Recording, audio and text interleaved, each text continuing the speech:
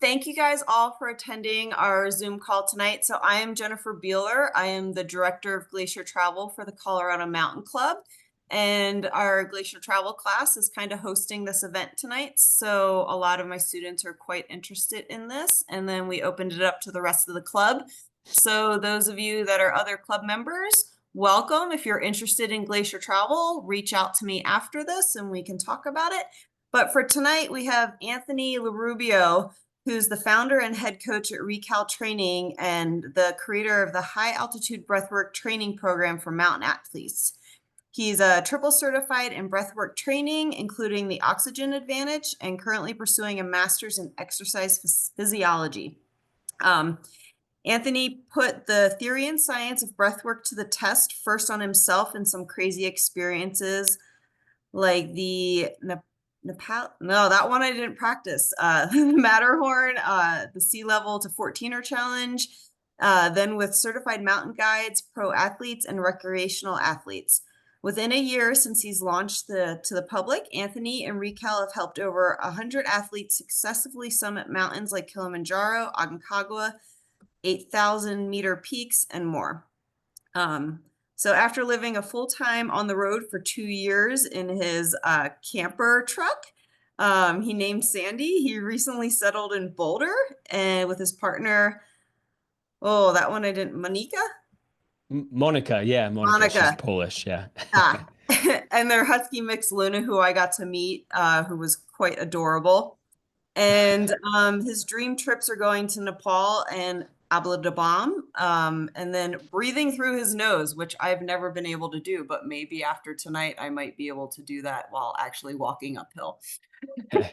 There we go. Goals for everybody after this webinar is that we're breathing out of our nose, no matter the altitude, right? Yeah. Thanks, Jennifer. I appreciate that intro. Welcome, everybody. I actually see in the chat there's quite a few fellow Boulderites. I don't know if that's a thing to say, but hello from Boulder. Hello from Boulder. Quite a few people. Denver, Fort Collins, Golden as well. Cody, awesome. Aurora.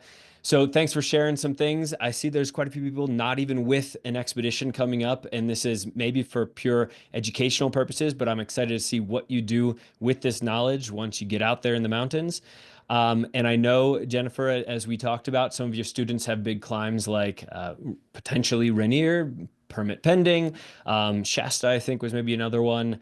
And for those of you even heading to Denali here within the next month or so, all of this hopefully will prove useful to you.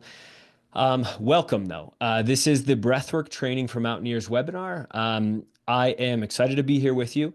If you have questions throughout the webinar, awesome. I want to hear the questions and I want to answer them. If you can drop them into the chat, that would be great. That way, at the very end, once we get through all this good, juicy stuff that we're going to get into today, we can get through that, and then I'll hopefully get to those FAQs and questions at the end. That would be much appreciated.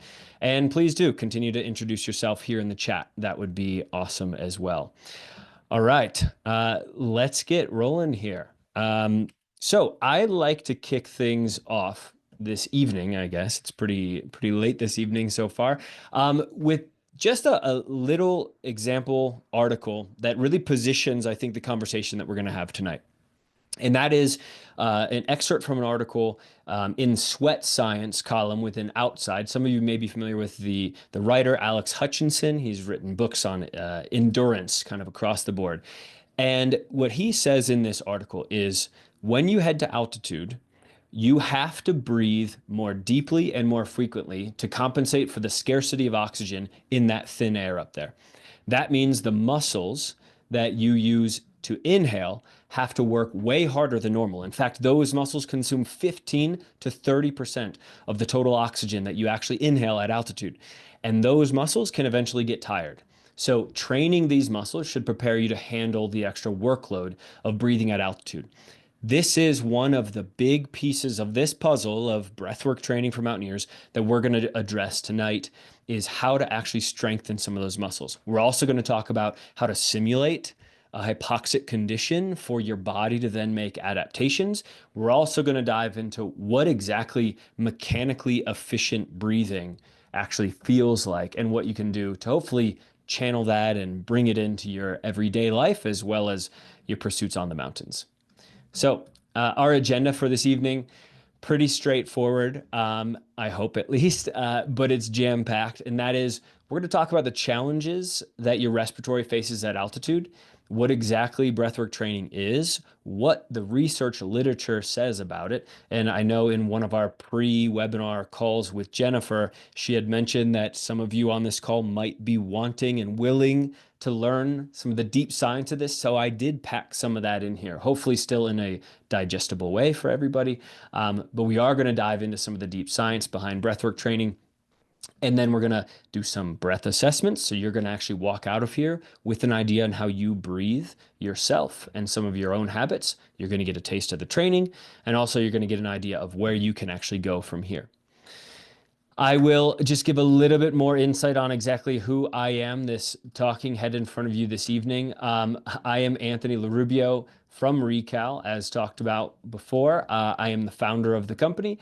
We have our origins in combining mindfulness with adventure travel. When we launched the company, that was what we started with. What we ended up seeing was our clients wanted to go climb high mountains. That was the type of adventure travel. And then secondarily, the type of mindfulness that they connected with best happened to be breathwork training. And over time, going through this rabbit hole of breathwork training, which I went and sought out certifications inside breathwork training, I found breathwork training styles that are more built for sport and performance and high altitude simulation style stuff.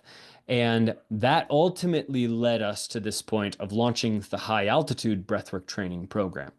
Now, over time, through reading and through diving into research, I was quite astonished, I would say, potentially skeptical of what I was reading about what you can do from a breathwork training standpoint and how that can translate on the mountain.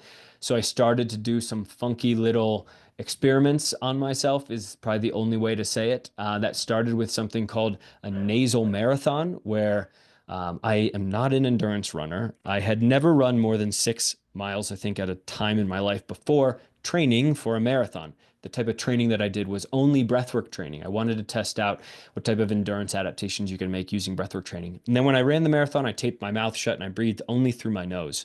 Learned a lot and started to apply breathwork training as well in other ways, especially at altitude, where I trained from sea level for an extended period of time. And then at the time, arrived at the highest altitude I had ever been to before in 14,000 feet in Colorado, and immediately saw what you can do training from sea level and how that can translate to reasonably high altitude, right, at 14,000. Since then, though, I'm not our only guinea pig. We've tested out high altitude breathwork training with IFMGA, AMGA certified guides, professional athletes, then trickling into recreational athletes with some willing volunteers and groups that climbed mountains like Cotopaxi. We have someone on our roster out of our athlete group that's actually climbed an 8,000er in the Himalayas, and we've got quite a few at Everest Base Camp right this second, continuing to push the limits on what you can do with breathwork training. So that's a little bit of just an introduction on me. Let's jump in with a little interactive piece of the puzzle here.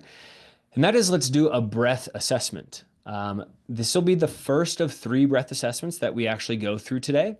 And this first assessment is something called a carbon dioxide tolerance test. Now, the way that this works is we're going to, together, from a seated position, we're going to take a normal breath in through your nose. You're going to then take a normal breath out. Then you're going to take a really deep breath in to fill up your lungs as much as you can. We're kind of informally gauging our lung capacity in this one. And then at the very top of that inhale, I'm going to start a timer, and it's going to show on the screen. What you're going to do when I start that timer is begin an extremely slow exhale. And you're going to try to extend the exhale for as long as you possibly can until you reach the point that you squeeze every last bit of air out of your lungs. Again, you're trying to make this as slow as possible. You'll then take a look at the the time that's on the screen, and that is going to be your personal carbon dioxide tolerance test. Okay, everybody ready to go? From a seated position, together with me, let's go ahead and take a normal breath in through your nose and a normal breath out. And now begin that deep inhale. Fill up your lungs as much as you can. Fill up, fill up, fill up. And now begin that slow exhale. Again, you're trying to extend this exhale as long as you possibly can. At some point in time, you're going to start to feel that sensation of air hunger, the feeling like you need to take a bigger breath. Just try to work with that feeling and extend this exhale as long as you can.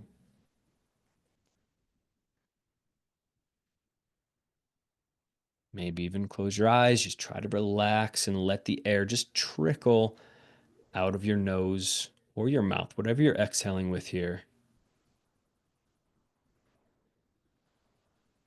I'm going to continue to let the timer run. Whenever you're done, you can just take a normal few breaths to regain composure. For those of you still exhaling, awesome job.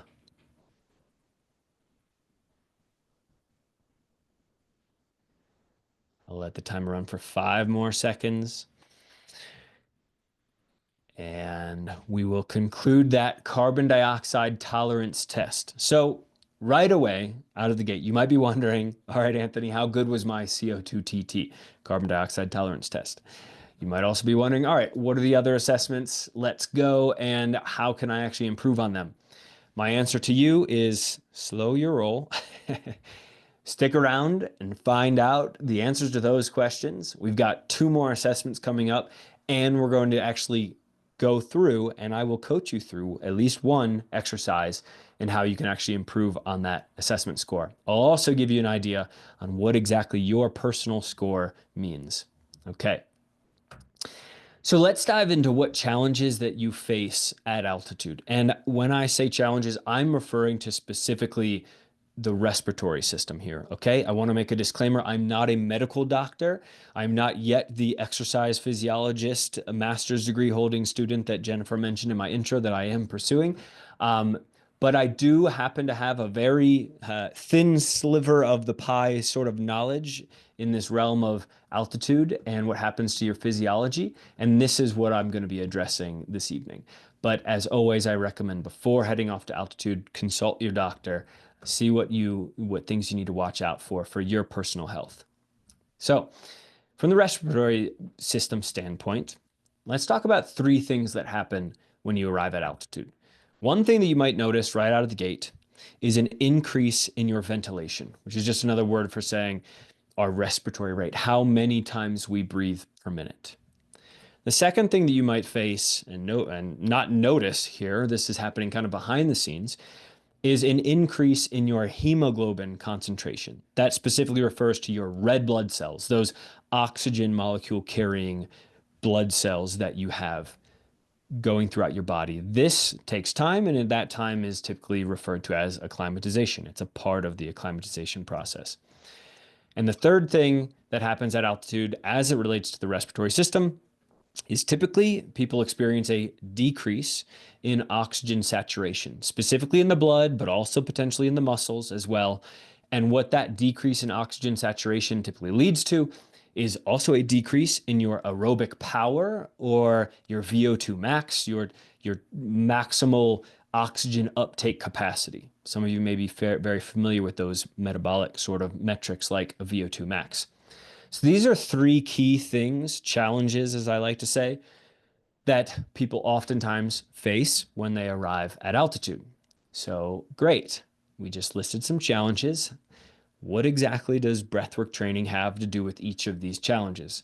And this is what I want to walk through with you, is making the connection in each of these 3 different areas and how breathwork training actually addresses them.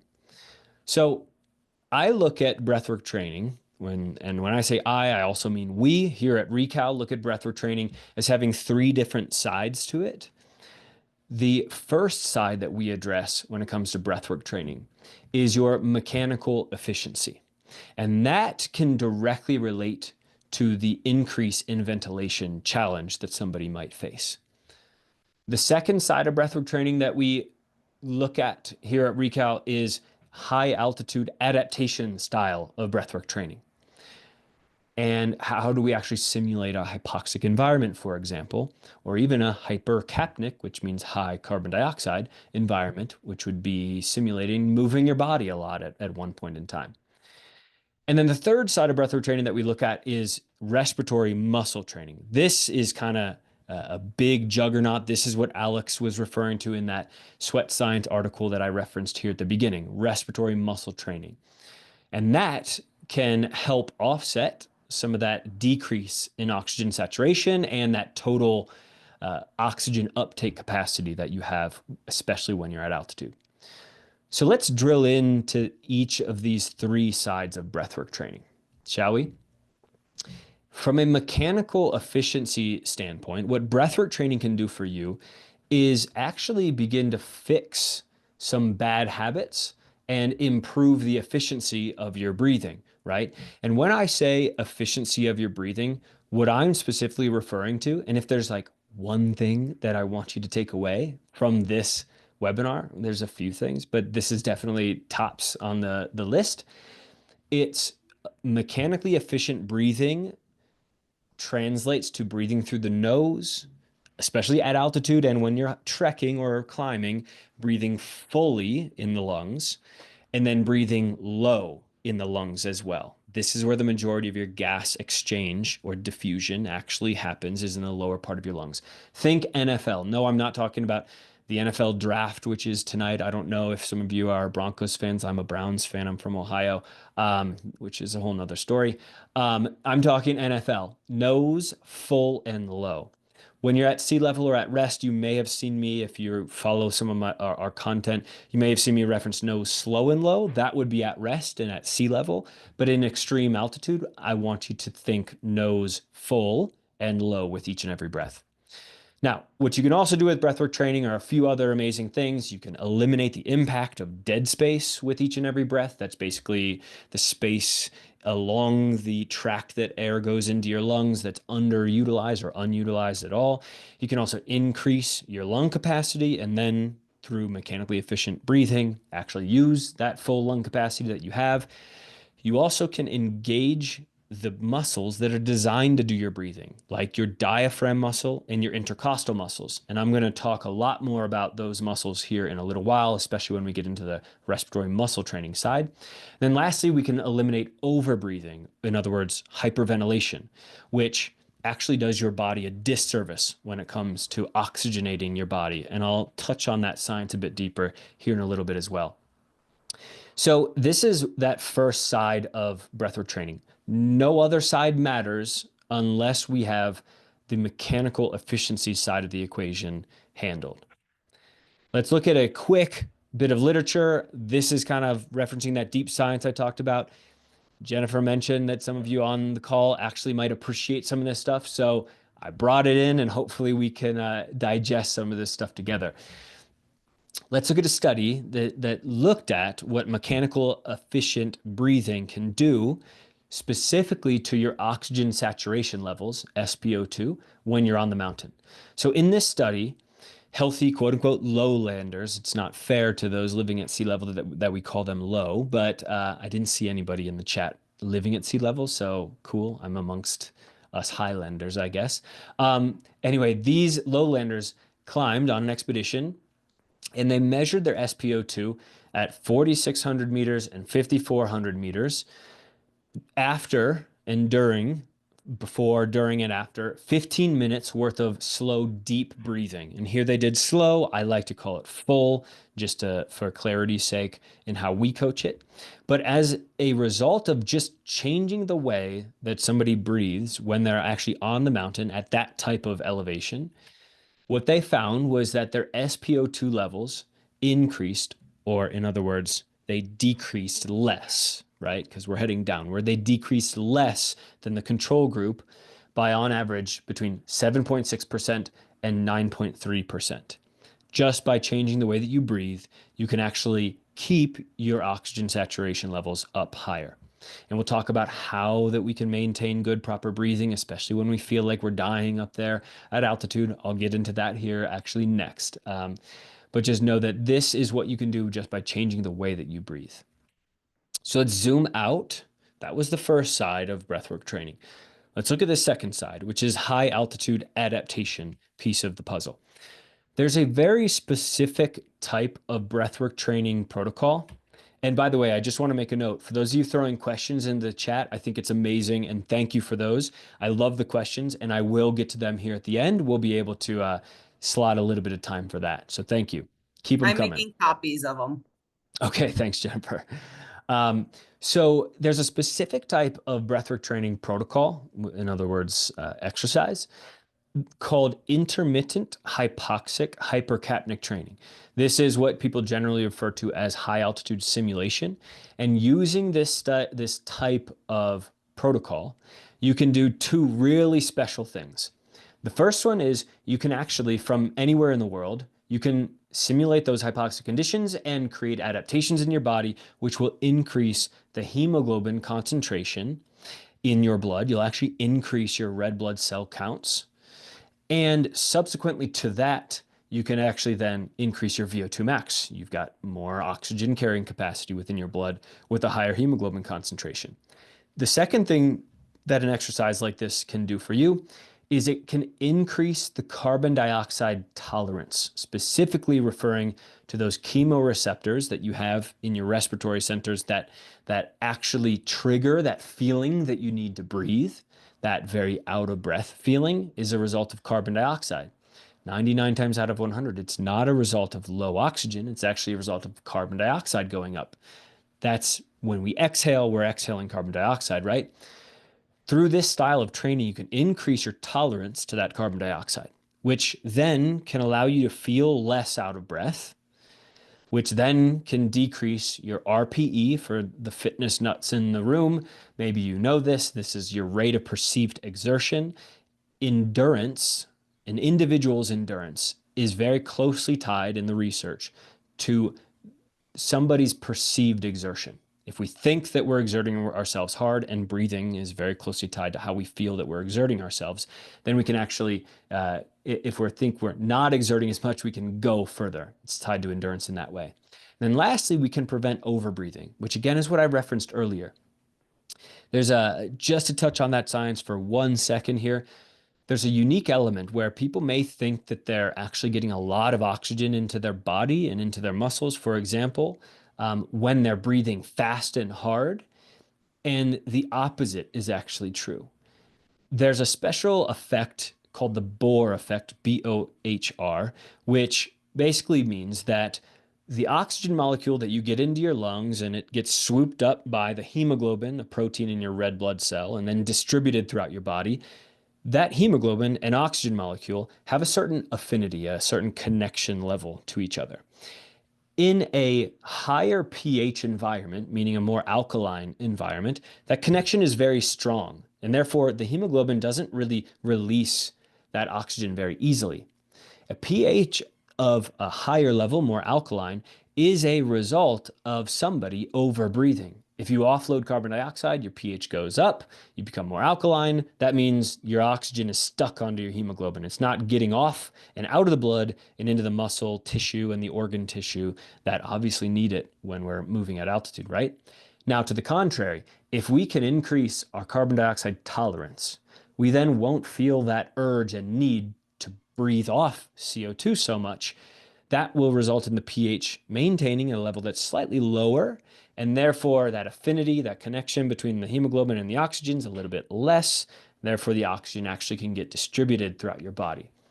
This may be the second most critical part of our webinar here that I hope that you take away from this.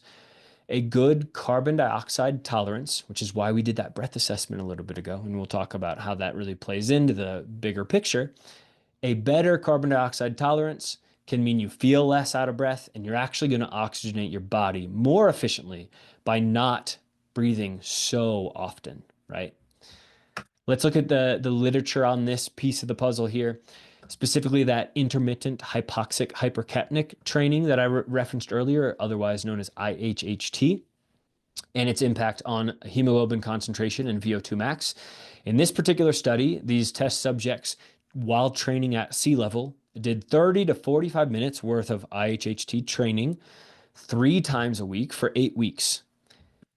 As a result of that training, they had their bloods done before and after the training, and what they found was a 5.35% higher hemoglobin concentration as a result of that training that they did, and that resulted in a nearly 11% increase in VO2 max, which is quite astonishing in the big scheme of things, because these actually were fairly well-adapted endurance athletes to begin with. So this is something very special that you can do from anywhere in the world. And I'll talk a little bit more about what this exercise really looks like and feels like toward the end. But it's incredible the changes you can make in your body. All right. So that was quite a bit of science. Let's do something more interactive now. And let's go into breath assessment number 2. This is an assessment called the location of movement assessment. By the way, here at Recal, we coach primarily 3 assessments, but we have 5 that we pull from often. We're going to go through 3 today. The way that a location of movement assessment works is, if you follow along with me right now, actually, go ahead and place one hand up on your chest area and then one hand on your lower belly. Look down the front of your body here and just breathe normally. Breathe exactly like you normally would. And as you breathe and take these very normal breaths for you, just start to notice where you're feeling the movement happening. Maybe you can see the movement because you're looking down the front of your body. Maybe you just feel it in your hands, using your hands as guides here. Just take note of where you actually notice that movement. Breathing falls into one of 3 zones primarily. We call them the zones of movement. Zone 1 is that lower belly abdominal space. Zone 2 is kind of that mid chest rib cage space. And then zone 3 is upper chest, shoulders. We might call that clavicular. Your clavicle might move a bit with the breathing. And I would love to hear from you. Which zone did you feel your own movement? You can throw that in the chat if you so want to volunteer that information. I won't call anybody out. I definitely won't call Jen out for 3. My next question, as these are trickling in, so cool, we've got some 1s. We've got a combination of 1 and 2 here. All right. Interesting. We've got a zone 1 and a 3. That's very interesting. We call that toothpaste squeeze breathing. It's kind of like a tube of toothpaste. You squeeze the middle, maybe you're bracing into the middle, it sends movement down, sends movement up. Okay, let's talk about what the most ideal zone is for breathing. I love toothpaste. I hope you don't eat your toothpaste, John. Zone 1, if you were thinking in your head, this is the most optimal place to breathe.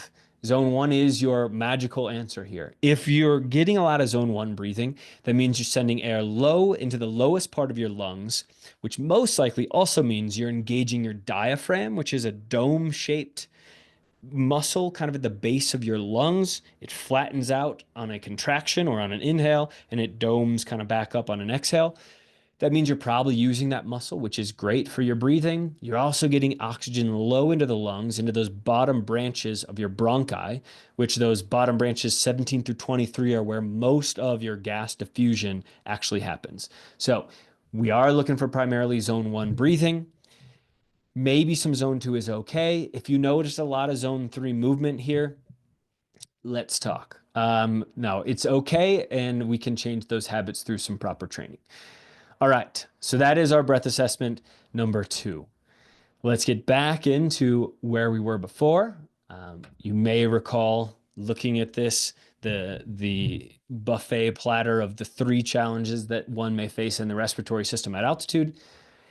That third one is that respiratory muscle training piece of the equation. This one is really, really important and special. And when I say respiratory muscle training, the muscles that I'm specifically referring to are the diaphragm muscles. That's again, that muscle that you can see. I wish I could point on the screen. Um, that muscle that is highlighted in red in the top left there, it's kind of a dome-shaped muscle that sits just beneath the lungs. And then secondarily, your primary muscles, especially on the inhale and as well on the exhale, are your intercostal muscles, those muscles between each rib bone and your rib cage. So primarily, I'm referring to that. A little bit of abdominal as well, especially on the exhale, is what I refer to with respiratory muscle training. But long story short, what you can do with a good respiratory muscle training plan is on the mountain, you can maintain a higher blood oxygen saturation level. This is what's been shown in the research specifically. You can also reduce the quickness or delay the onset of respiratory muscle fatigue. This is also known as a very special but awful potentially reflex called the metaboreflex. It's basically where your body starts to constrict the blood vessels, which just brings all the blood just to your core and those respiratory muscles. It stops the blood flow out to your locomotor muscles, which we may need when we're on the mountain, the legs, for example. So we don't want metaboreflex, long story short. Um, the another thing that respiratory muscle training can do for you is increase your ability to adapt during acclimatization. It can also help to improve your breathing economy, which ultimately will decrease your rate of perceived exertion and ultimately improve your movement economy as a whole. So you can move through the mountains in a more efficient, especially caloric intake, metabolically more efficient way. And when I talk about respiratory muscle training, I refer to both the exhalation and the inhalation muscles, right? So let's look at the research on that specific point here. Um, there was a study done specifically here. There's a lot of research on this, by the way. This may be the area that has the most research. I pulled one example which specifically looks at an inspiratory muscle training exercise. And what this study looked at was 2 times a day for 4 weeks, effectively, these test subjects actually, I'm just going to mute some, there we go. These test subjects were going on an expedition in the Himalayas. Their SpO2 was then tested at various altitudes along the way. And these people, by the way, trained and lived at sea level. This was specifically a Nepal expedition. Um, in conclusion, after doing respiratory muscle training 2 times a day for 4 weeks, and by the way, this takes maybe 10 minutes or so, these specific exercises that they did, um, what they saw was an inhalation strength increase of 15%, which, okay, awesome. My ability to inhale increased, right? But does that actually translate on the mountain? And what they found was there was no change in the test subjects versus the control group at an elevation below 4,880 meters, or basically in between 1,400 and 4,800. You know, that's a pretty large gap. Maybe there were some changes, but at the very least, when they tested it again at 4,800 meters, there was no change below that. But at that 4,800 mark and above, what they found was the people that had done that training experienced less of a decrease in their oxygen saturation levels of 6% on average and as much as 10%.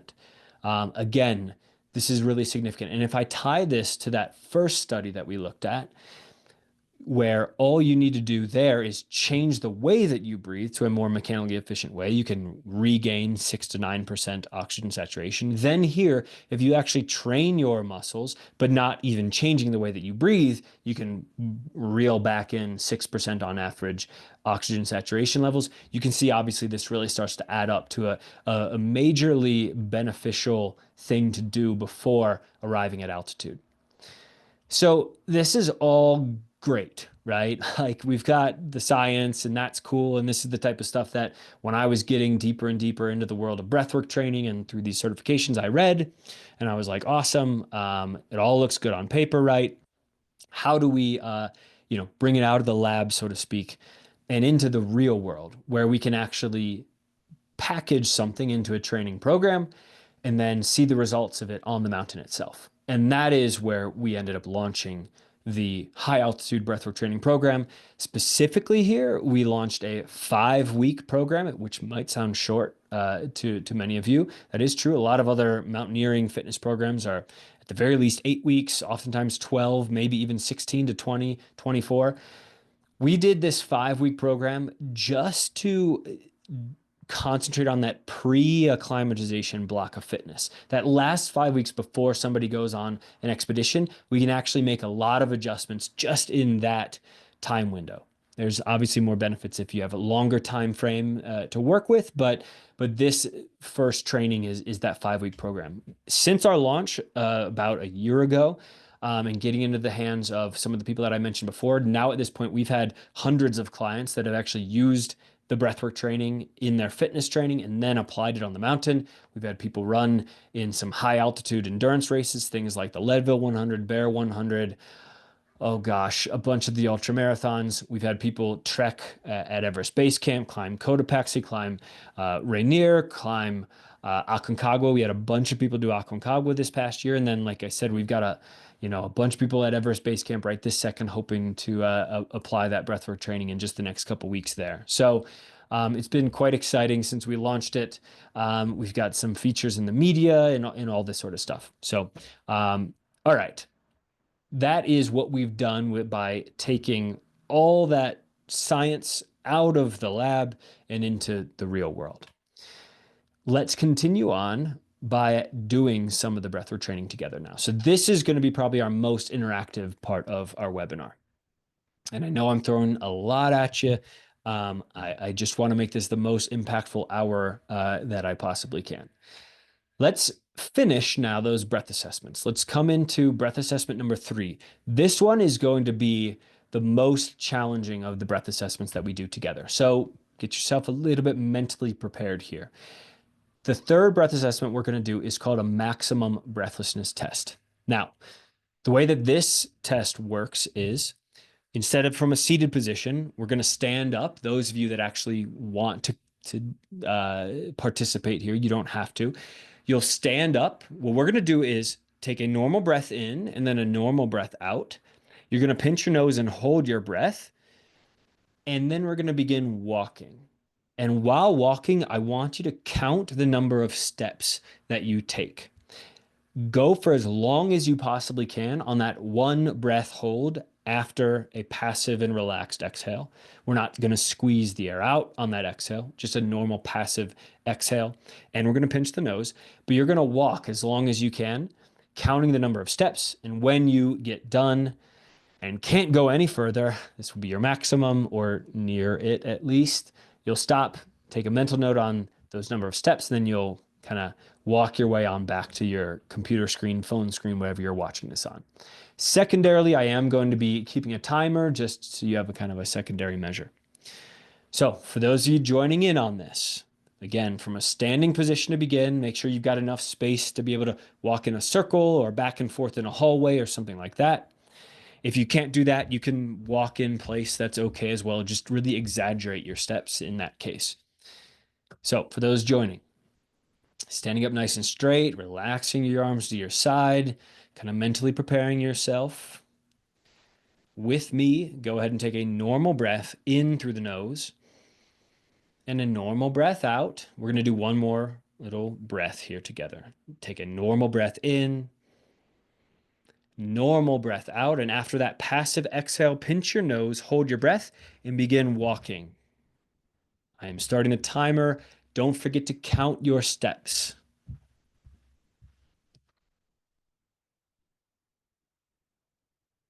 Try to relax into your body, get out of your head, work with that stress of breathlessness.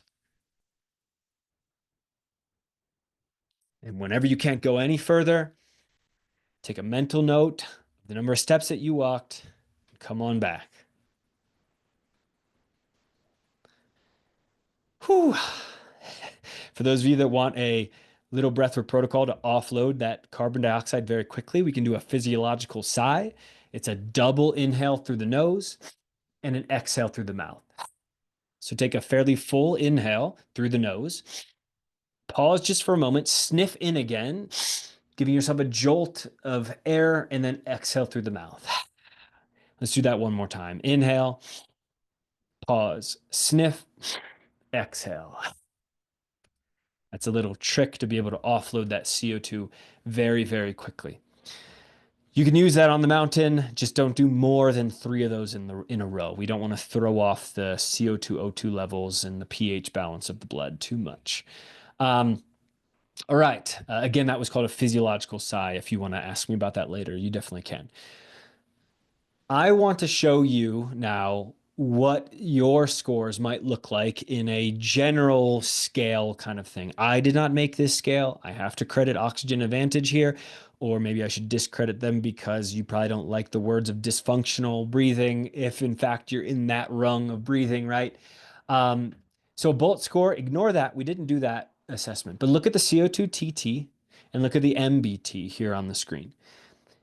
If you were in that 20 to 40 range on either one of those, so that was 20 to 40 seconds on the CO2 TT, 20 to 40 steps on the MBT, we may have some signs there with those assessments. It's not the end all be all, but we may have some signs that you have some dysfunctional breathing habits going on. That threshold that I want to see, just the general healthy human being, I want to see you at a 60 or above, right? And the bulge is something else, that would be a 25.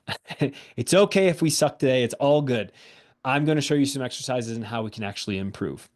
I also want to make a note for those really concerned about their scores. I know we're all ultra competitive people here. Um, how much caffeine you've had in the day, and I really hope none of you are hopping up on caffeine at this point at 7:45 Mountain Time here. But caffeine can play a major role in this. Where you're at in hormonal cycles of the month, if you're a female in particular, that can play a role in this. How much food you've had during the day, how your metabolism is going, and then lastly, and maybe more importantly than anything for us over here in the mountains, is your elevation. Your elevation can play a role in this as well. I like to look at these assessment scores as more like a baseline for an individual person, and then we can track a training and see actually where you land after going through the training, right? So that's how I would approach these scores and not just these like hardline numbers. If you do have a big expedition coming up, just so you kind of know where I like to see clients at, is at on the CO2 TT and MBT, I really like to see you at an 80 or above. And I know that might seem like leaps and bounds from where you are today. I'm telling you, these adaptations, while not easy to do, they do come quickly. You can absolutely reach that level by doing some very targeted, putting in the hard work into breathwork training. That damn burrito, huh, Dave? So, uh, let's talk about the exercises that we can do. And Dave, if you just had a burrito, you might struggle with some of these exercises. So just brace your gut for that. I'm just kidding. We're not going to get too dynamic here. If you're standing, go ahead and make your way back down to a seated position. I am going to coach you through something called a carbon dioxide tolerance training piece, something called the breathe light exercise. And again, I credit Oxygen Advantage for this. Breathe light is, as you might guess, nobody got particularly creative in naming this exercise.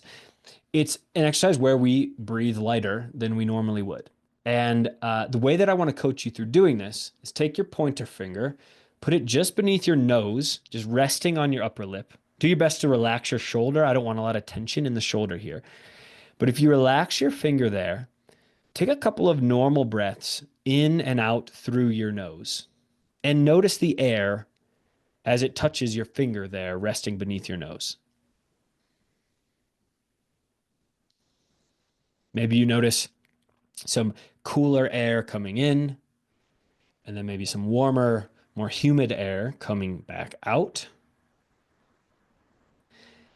Keep your finger there and start to slow down your breathing to the point that you can barely feel the air as it runs across your finger on the way in and as it runs back out across your finger on the way out. You're breathing so slow and so light that you can barely feel the air on your finger. I'm going to be quiet here and just focus on that air.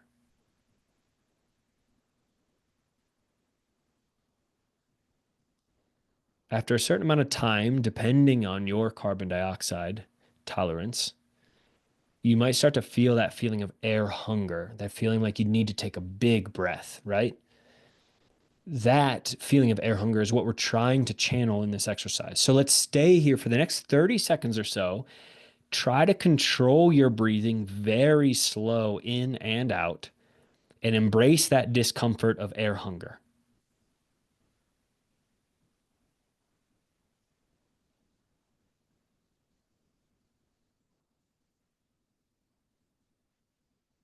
If you don't feel air hunger, maybe slow down your breathing even more.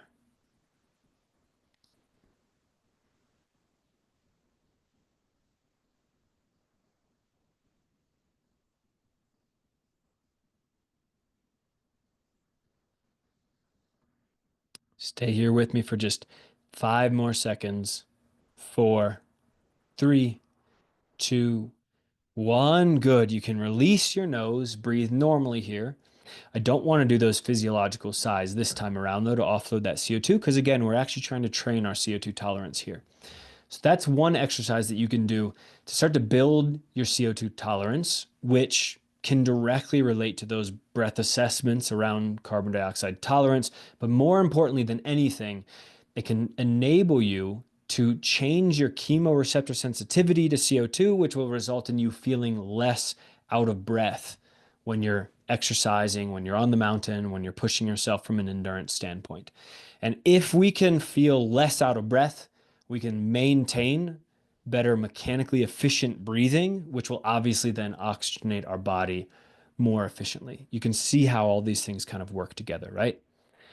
So that's one example of a breathwork training exercise. The second one, I'm just going to talk about this one. We won't actually do it. But on the respiratory muscle training side of the equation, there's something called hook lying diaphragmatic breathing, something that we coach. And basically, from a hook lying position, which is that position that you see the woman here on the screen is in, it's your feet flat on the ground, your knees at a 90-degree angle there.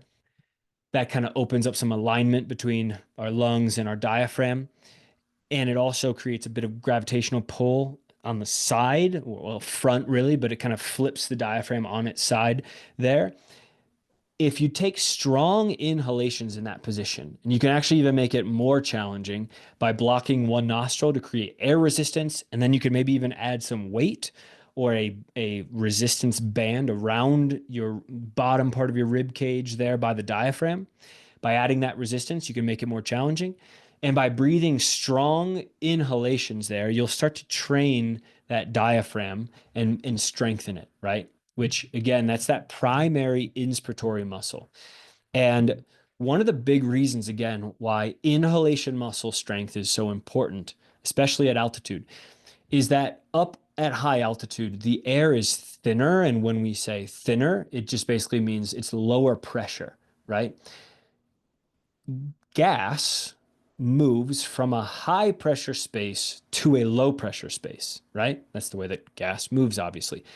If you're at high altitude and you're in a low pressure space, that air is not going to move very easily into your lungs. And all we do, by the way, when we breathe is just change the intrathoracic pressure basically in this space. Our lungs don't inherently have muscles. We have muscles around that area and a rib cage, obviously. And all we're doing is expanding the space there to change the pressure of that volume of air. And that will enable us to inhale. If we're at altitude, it takes more effort for you to actually then inhale. And that's why training your diaphragm is so important before heading off to altitude. On the expiratory muscle side of things, we also have a very fun exercise. Kids can do it too, called balloon breathing. And there's a variation as well, by the way, called a 90-90 position balloon breathing. But all you basically do is grab a balloon, blow it up as many times as you can using very full breaths, especially squeezing out the last bit of air out of the lungs, collapsing into your abdominal region here. That's where you want the pressure happening when we do an exhale. And you blow it up as many times, or excuse me, yeah, blow it up as many times as you can, maybe say in 1 minute, and then take a rest, obviously. You may feel lightheaded there. And if that happens, obviously stop and take a break. but that can help to train those expiratory muscles, which are primarily your abdomen and those inner intercostal muscles. So that's on the exhalation side of the equation. Now, let's talk briefly here. I'm not going to coach you through this. I'm just kind of showing you these exercises for the sake of time, especially. Um, when I talked about that intermittent hypoxic hypercapnic training exercise, the one that had that research study where you can increase your hemoglobin concentration and increase your CO2 tolerance, I'm referring to an exercise where you take a normal breath in and then a normal breath out. You can pinch your nose and hold your breath. Begin walking just like you did for that maximum breathlessness test. However, when you reach a medium level of air hunger, start to jog. So you're going from walking to jogging. You can see how this becomes very, very challenging, by the way, but it'll help build our mental resilience as well. I never said this stuff's easy. Making altitude adaptations is hard work, but it can pay off. Go for as far as you can on that one held breath. And then when you get done and have to take a breath, you do your best to take 6 minimal breaths, just basically shuttling air in and out through your nose, just minimally.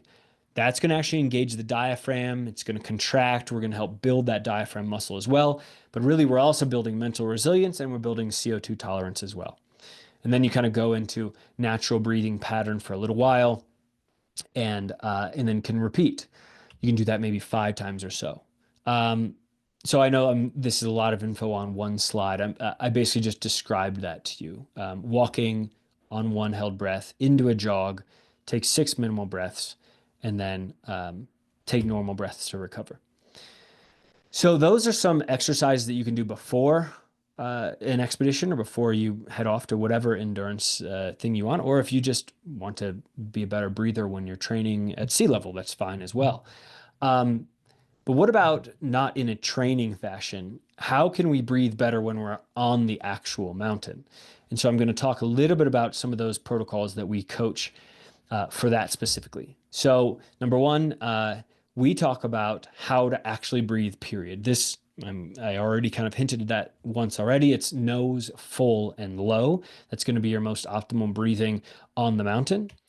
Number two, there is a breathwork protocol called recovery breathing, which helps to shuttle oxygen into the blood. And then it has a second part of that breathing protocol, which helps get oxygen out of the blood and into the muscle tissue to help you with your recovery. This is really good to use during acclimatization, especially maybe even after an acclimatization hike of some kind, just to get oxygen into the body.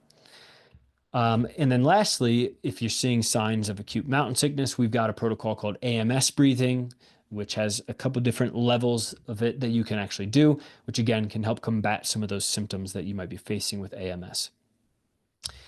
I'm going to fly through some case studies so that way we have at least closed out the core of the webinar within the hour mark, and then we can open things up for some Q&A at the end. But just a couple of case studies. And by the way, this is Jen's picture from the top of Denali. um, That was Cotopaxi. Oh, that was Cotopaxi. Okay. All right, cool. um, so a case study that I wanted to bring up here, because I know some of you may have signed up for or looking to get a permit for Mount Rainier later this year. We did have somebody that did a few people that have done the breathwork training and climbed Rainier. This is Tim. He trained from Pennsylvania, pretty close to sea level, and then went out west to Mount Rainier. You can read here a little bit about his experience, but the big thing that I would call out here is from the training and what he learned about mechanically efficient breathing, he actually was able to witness using the pulse ox that was on his watch how just by changing the way that he breathed in how he learned it in the training, he was able to change his oxygen saturation levels, getting them back to quote unquote normal, which I assume he means roughly a 95% or higher when he was on Rainier. So that's kind of a cool application. He also mentioned he did not really feel those, he didn't at all have an impact from the elevation on how he felt, whereas others in his climbing group did. I'll also touch on a little case study at Aconcagua. So this is the 22,800 foot juggernaut down in Argentina. So we worked this past season with an expedition company called Grajales Expeditions. Maybe some of you know them. To put it into perspective, a typical success rate for Aconcagua climbs, successes in summiting, is between a 30 and 35% success rate there. In our first season with Grajales this past year, working with their incoming clients, doing the breathwork training, of course, we had a 71%. Yeah, John, shout out to Grajales. They are amazing folks down there. So that's cool. And one specific case study to bring up, a guy named Dave, a client of ours, in 2023, he attempted Aconcagua. He unfortunately got HAPE, that's the pulmonary edema, and was taken off the mountain. He returned in 2024. However, he trained using breathwork training beforehand, and he did experience a successful summit. So that's a pretty cool example of a before and after of the funny, Jen, of the effective breathwork training. The last one here, this was a cool feature in adventure.com, and it was a guy named Umar from Pakistan who climbed a 6,000 meter peak in Pakistan called Kosar Gang, and he did it in only 4 days. I don't at all condone looking at breathwork training like a way to decrease your acclimatization days on the mountain. I want to make that very, very clear. I do not condone that. There maybe are other tools out there, machines, hypoxic tents. I mean, there are people that literally specialize in how to do rapid ascents. I am not one of those people. We are not coaching how to shave off days of acclimatization, but we are looking to give you more tools in the toolbox to be able to show up more ready for acclimatization and then perform better once you're actually there. But just as one example, he did climb that peak in 4 days, and he credits the breathwork training a lot to how he was able to do that. So where can you go from here? This is going to be my wrap up here as we reach the top of the hour. You do not want to miss what I'm going to cover here, because this is sort of the next part. I mean, this is like how you can really embrace the training and move on. A lot of which this is still free stuff, right? So I'm not like jumping into a sales pitch at this moment. I want to invite you all to a free 25-minute live stream breathwork training session. I host these every Monday morning on our community platform. If you want a QR code, if that's easiest for you, you can actually RSVP to this 25-minute live stream breathwork training session. We host them at 8:04 a.m. Mountain Time.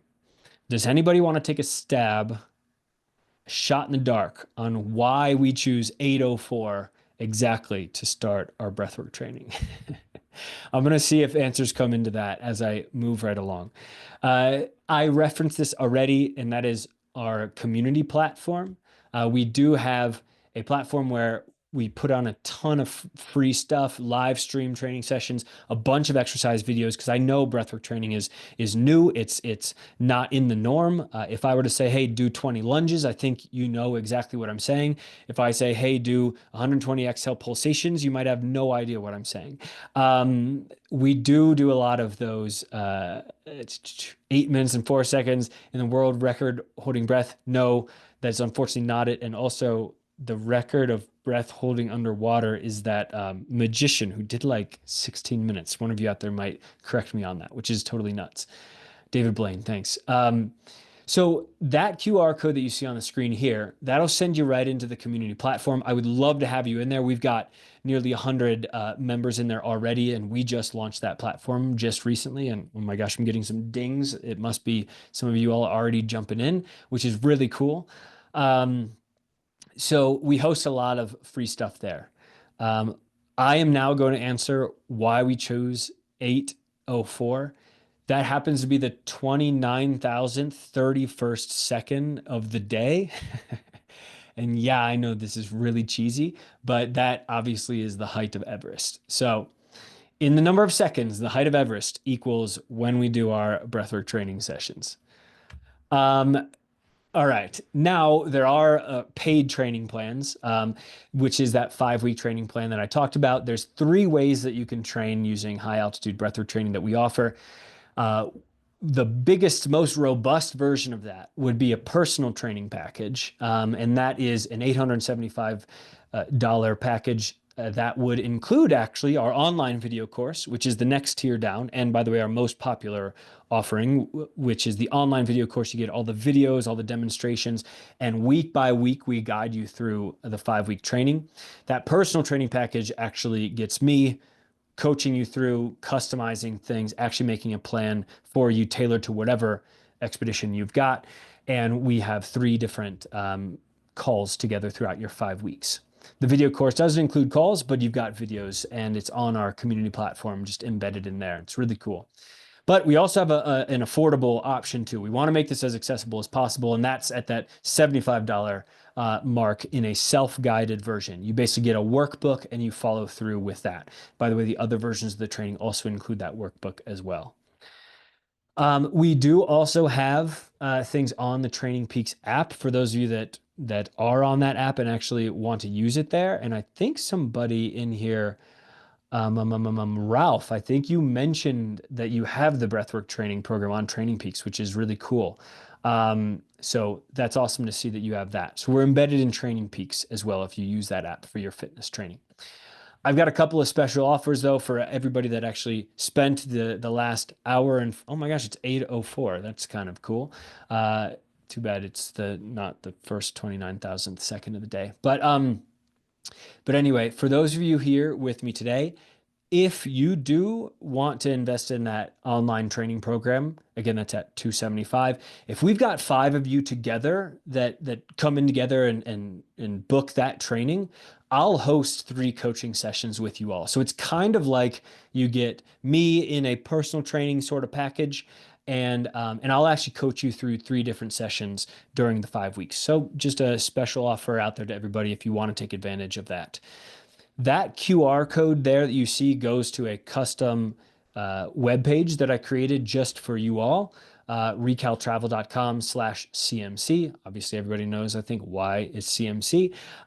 If you go there, it's got links to all the stuff that you could want out of this breathwork training webinar, and the recording is going to be hosted there and all of that.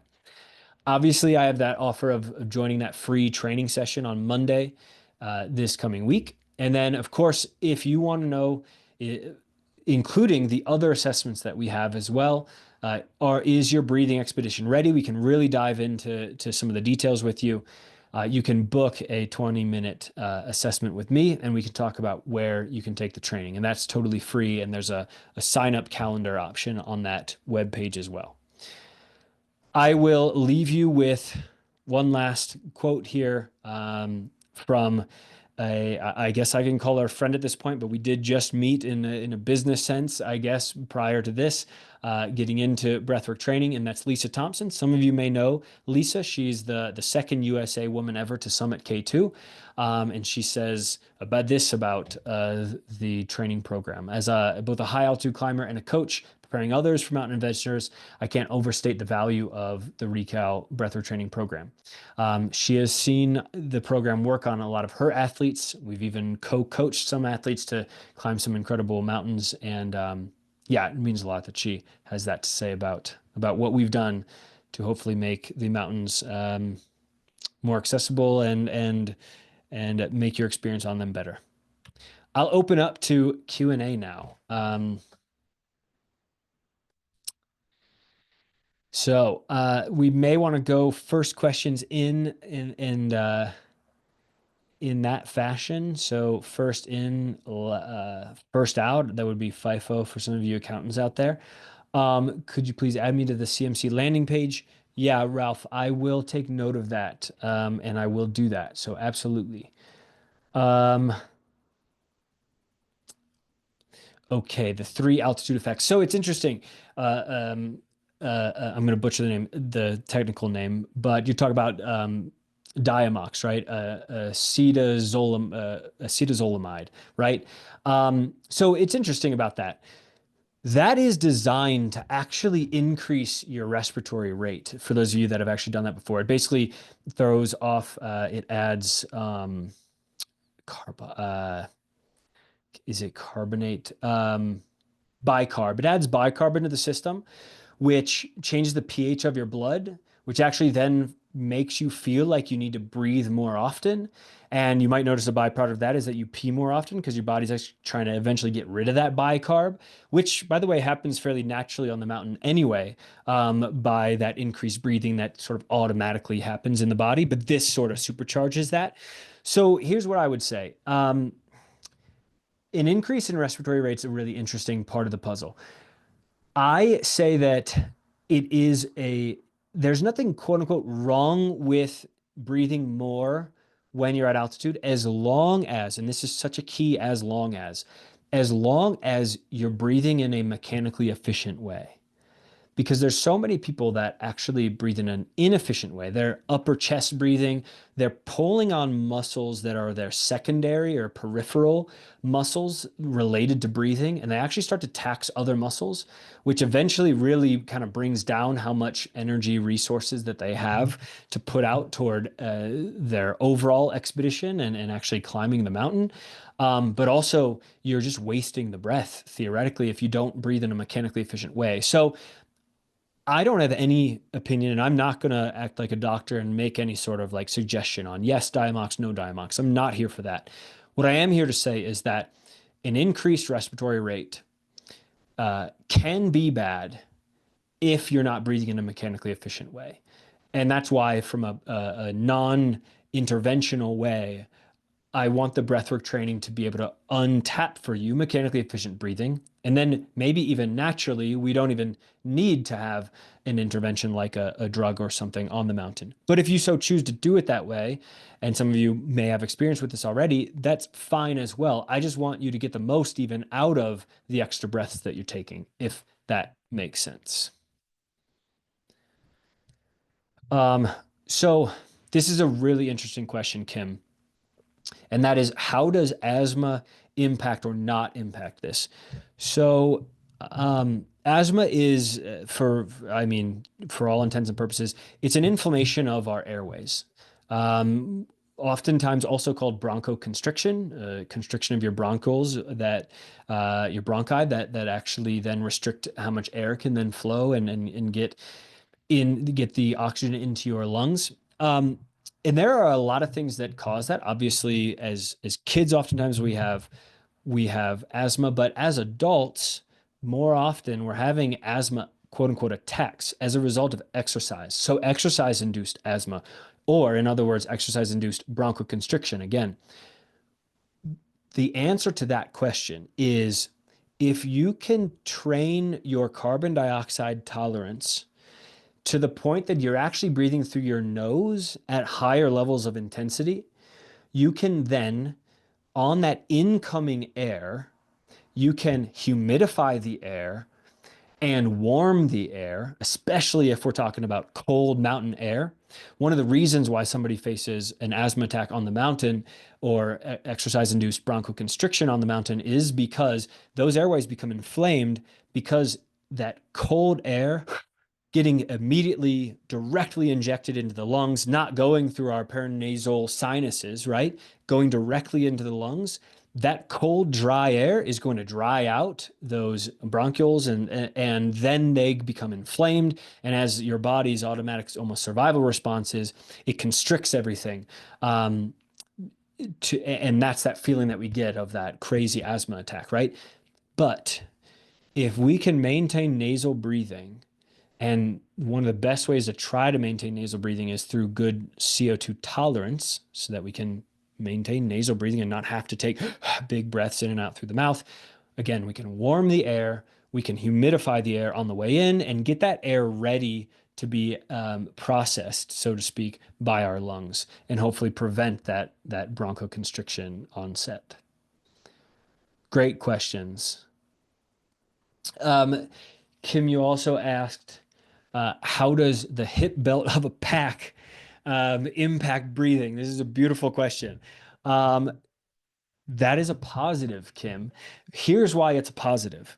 I oftentimes voluntarily use this, which is a band that can go around my rib cage, right? Kind of in the area where a pack strap would actually be, right? And what this can actually do for you is provide a tangible feedback system to how you're breathing in the moment when you're on the mountain. Think about it. The most mechanically efficient breath that we can take is NFL, nose, full, and low, emphasis on low. If you have something around the bottom part of your belly, and it might feel like it's restricting it, of course, but hopefully we've trained the strength of the diaphragm to be able to counteract some of that resistance. But nonetheless, most importantly, is it's providing us tangible feedback that when we inhale, that space is going to become a bit tighter. So we're receiving feedback that we are breathing low into that space. So when you're on the mountain, you get into a meditative state, hopefully with your breathing, get in rhythm with your steps and everything like that. We can actually use that to our advantage to ensure that we're sending the air low into the lungs with each and every breath. Awesome question. Frank, take all of this with a grain of salt. As a 24-year-old who's climbed up to 7,000 meters, that's impressive. Nice work. Still falling into dysfunctional breathing. Yeah. Yes, the assessments are what they are. And again, I like to look at that as a baseline for where you are now and then through training where you can get to. Because ultimately, that's what we're really looking at. I don't want to everybody to kind of throw up these red flags just because of the hard numbers that you're seeing on the score. But what I do want you to do is know where you're at today and where through proper training you can get to. And that's going to show up better, or you are going to be able to show up better on the mountain and hopefully achieve the goals that you have set out for yourself. And also remember, there are those factors where late in the evening, various things do impact your scores, elevation being an important one as well. All right. Will this help breathing issues due to long COVID? As long as I start going uphill or going faster, my breathing rate and heart rate go way up. As a former marathon, it's hard to not be able to keep up with my hiking friends. Oh man, I can definitely appreciate and respect where you're coming from. Barb and Paige as well. So I talked a little bit already about the benefits of nasal breathing as it relates to, of course, um, preparing the air for our to be better received by the body. And again, that is going to humidify the air. It's going to warm the air on the way in. But also, interestingly enough, the resistance that we face in breathing through the nose, that is directly tied to our diaphragm. And that resistance allows us to engage the diaphragm more, which sends the air into the lower part of our lungs, getting it in there where more gas diffusion can actually take place. Barb, I am not a COVID breathwork expert. So this is kind of at my limit on where I feel comfortable even saying much there. Um, what I would say specifically, though, not related to COVID, but about your breathing rate and your heart rate. Uh, your breathing rate, anybody's respiratory rate, is more closely tied to carbon dioxide tolerance and not nearly as tied as many people think to their oxygen levels. Oftentimes people say, oh man, I was feeling out of breath, or when you hold your breath for an extended period of time, what's the first thing that you say when you come out? You say, oh, I needed oxygen, right? Wrong. It is, I needed to offload carbon dioxide. So if your breathing rate is going up and up and up, which by the way, then is impacting your heart rate. Those two things go hand in hand, and your heart rate effectively is impacted by your respiratory rate. And I can get into the science around why that's the case. Obviously, it's all in that autonomic nervous system, but really your breathing rate dictates that heart rate um, in most situations when you're running for sure. Um, if you have a better carbon dioxide tolerance, you're then not going to need to breathe so many times per minute, right? You're able to keep the breath at a more controlled rate. And if we can do that, and primarily then we can maintain nose breathing for an extended period of time, then as a result of that, we're going to keep our heart rate lower as well. Then as a result of that, for some of the fitness junkies out there, we can actually start to increase the heart rate that is connected to our aerobic threshold. right? That zone two, the top of the zone two, which is where lactate starts to be produced, right? Beyond that zone two level. If we can control the heart rate, but still keep up that distance that we're running or that pace, mileage pace that we're running, we actually can kind of like bust through the top of our zone two, which is a very special part of breathwork training. So anyway, Barbara, I hope that that helps answer the question. I obviously, again, I can't go further into the COVID piece without spewing something that I don't know is super reliable, but I can certainly speak to nasal breathing, preparing air better for the lungs, and what you can do with your heart rate and your respiratory rate that impacts it. All right. Recap the techniques. I will get to that. I'll try to throw that out here at the end. Um, what if the asthma is not exercise induced? Um, there are a series of exercises, Kim, that we can do that's non-exercise induced asthma, but even just to come back to it, having the ability to have a better carbon dioxide tolerance is going to impact a non-exercise induced asthma attack. But there are some specific exercises that we can work with you asthmatically, because this is a whole other kind of can of worms that we can open up. And maybe, Kim, I can send you an email after this. Lastly, Aditya, let me jump back to those. Oh, you know what? I don't even have much information on them to begin with the on mountain protocols, but at the very least, I can jump back there. So we have three of them again.